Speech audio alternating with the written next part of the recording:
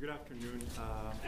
My name is Ostos, and I work with the Mexican Consulate in the Legal and Political Affairs Department, we can call it like that.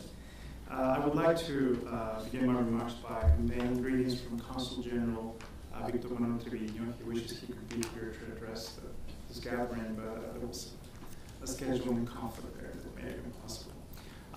My presentation here is to talk about the impact of trade based on Arizona's recent laws and the work in legislation. It's a very complex and topic that can be addressed from different points of view. I'll more or less talk on certain points of what implication it has had in trade with Mexico. I'll put or give you some information. Mexico is Arizona's #1 trading partner. The exports to Mexico in 2008 topped $5.9 billion. There are 24 million Mexicans that visit Arizona every year as tourists for shopping. They spend $2.6 billion in those visits. The Department of Transportation reported that 1.1 million people flew to and from Mexico and Phoenix in 1 year in 2010. In 2009, 22 high-tech Mexican companies established themselves in Arizona and created more than 1,000 jobs. So this numbers, these figures, these facts are what make partners, not only neighbors. And the same could be said for other border states. However, in light of SB 1070, the situation changed a lot. And it's very important, probably the most important part of this message is that we want to make clear that Mexico acknowledges the sovereign right of every country to create laws that will apply in their territory. Nevertheless, when there's legislation like SB 1070, which represents a potential threat to human rights, well, Mexico cannot be indifferent. And it's just simply every state's prerogative based on international law to protect their nationals' rights abroad. So it's really that's Mexico's position in this issue. Following up the work in the state of Arizona, and the effects in trade, going back to the point of trade, we believe that criminalization is not the way to resolve the problem of undocumented immigration. There's a cross-border labor market that will require a comprehensive and long-term solution. There's shared responsibility, trust, and mutual respect. That's what should be the basis of a relationship between both countries.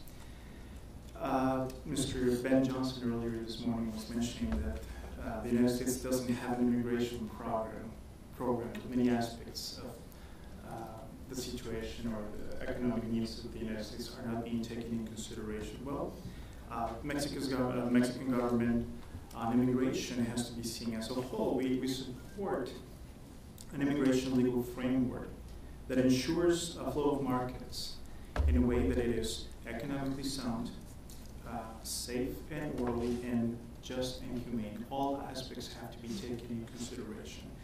We, of course, need to check the needs and realities of the economy. We, of course, want every Mexican to come to the United States legally through a port of entry, not putting themselves at risk. And we want the respect for their human rights and their families.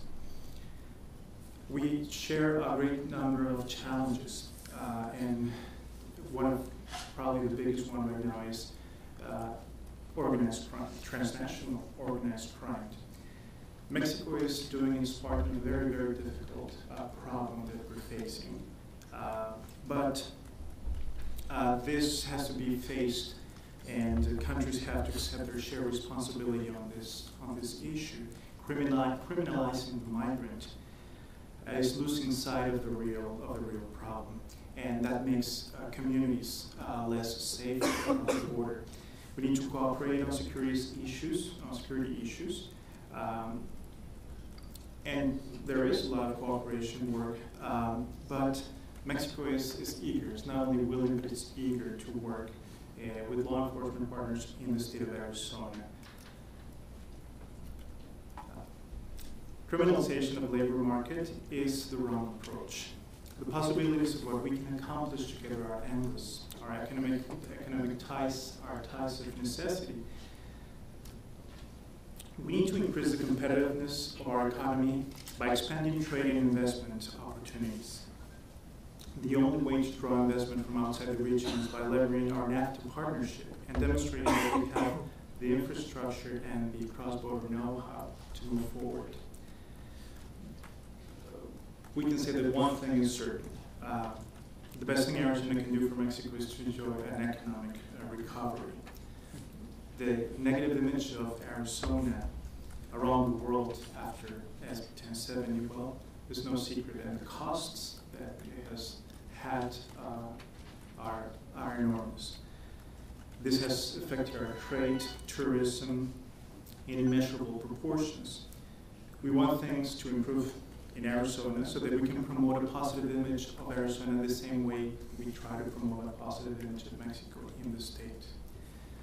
In this endeavor, all partners that truly wish to a closer cooperation and understanding are welcome. We work with many, and I see many of them here on a daily basis. We have found a lot of people that are willing to work with us, protecting the rights of immigrants. Of course, we have a very specific job, a very specific function, but we are glad to see that this type of events and all the people that are involved analyzing the situation, the political situation in Arizona, are also interested in sharing our point of view. Our doors are open to dialogue and productive relationships with anyone that sees Mexico as a friend. As we work towards a solution, we will continue our community outreach and working with anyone in this great state that is ready to recognize the economic imperative of moving beyond criminalization and towards a paradigm that recognizes the contributions of Mexicans, migrants, and their families. Thank you very much.